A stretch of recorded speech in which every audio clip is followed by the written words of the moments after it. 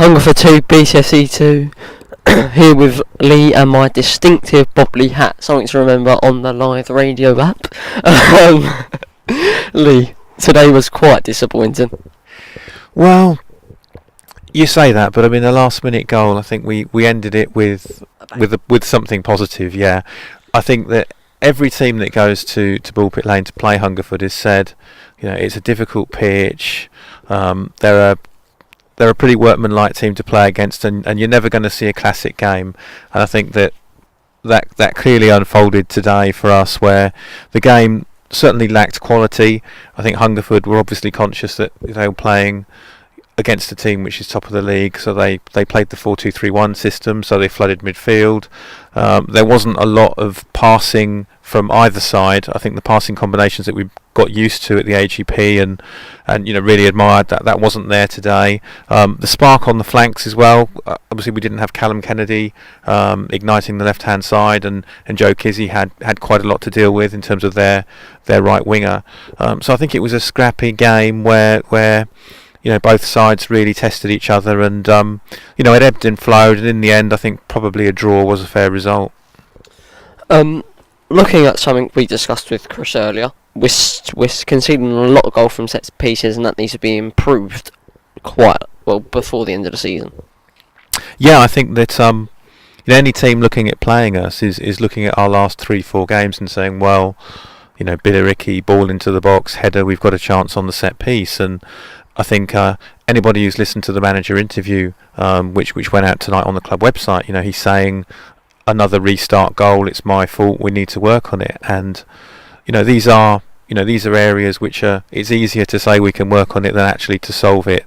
But we have good defenders at the club, and if we haven't solved it by Tuesday night, then Chesterfield is certainly going to find us out, because I think that of all the teams that I've seen, they're probably one of the best exponents of exploiting restarts and set pieces, and obviously physically they're a lot bigger than us, so we have to be on our mettle to make sure that they don't get any goals.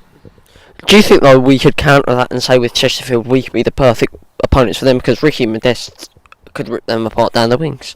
Yeah, I think we definitely got weapons that we can worry them with, and certainly Ricky Modeste is someone that you'd pick out and say, we would have really liked to have had him fit and available for the first game, and having looked at them and had seen what their strengths and weaknesses are, they've got stand-in left back, stand-in right back, so that automatically says, who have we got on the flanks, and probably our best winger is Ricky Modeste, because he can go past his man, he can put crosses in, and he also scores goals. So I think he's something new into the mix that we can threaten Chesterfield with.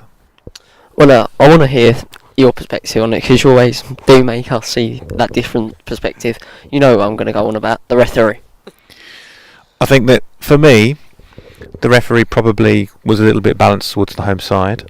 I felt that when he got his card out very early to book Joe Kizzy, then you say, well, okay, we've got a strict referee, we'll see a few cards in this game, and everyone will be sort of kept honest. But once the card had come out for Joe Kizzy, I felt that there were quite a lot of fouls from Hungerford players, particularly on Ricky Modeste, which kind of went unpunished. So I felt perhaps that the early example that he set wasn't followed through. Perhaps also that he was a little bit harsher on Billericay than Hungerford. But at the end of the day, I think for referees, I only get too excited about referees if they've made a mistake that affects the result. And I didn't see anything from the referee that actually affected the result. We didn't see any bad goals given or ruled out. So I think that we have to say, well, okay, referee probably wasn't the best, but we move on to the next game, and he didn't rob us at all by making a silly decision.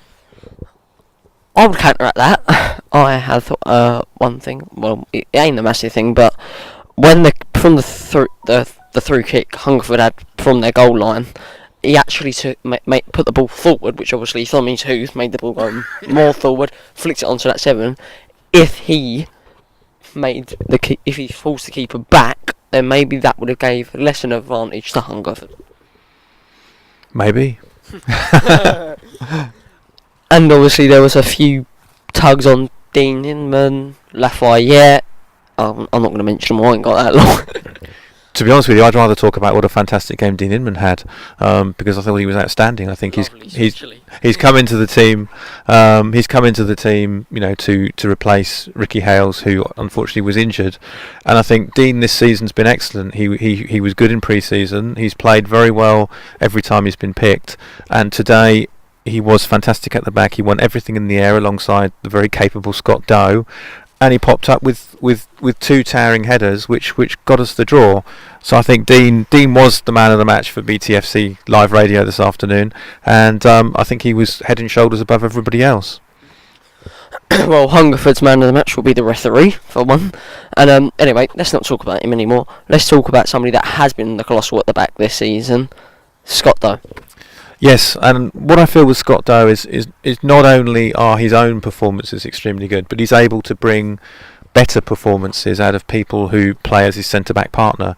I think that if you look at Scott Doe's career, then his experience in the league is telling as well. You've got players here, Ricky Hales and Dean Inman, who are both excellent players, but they haven't got the league experience that Scott Doe's got.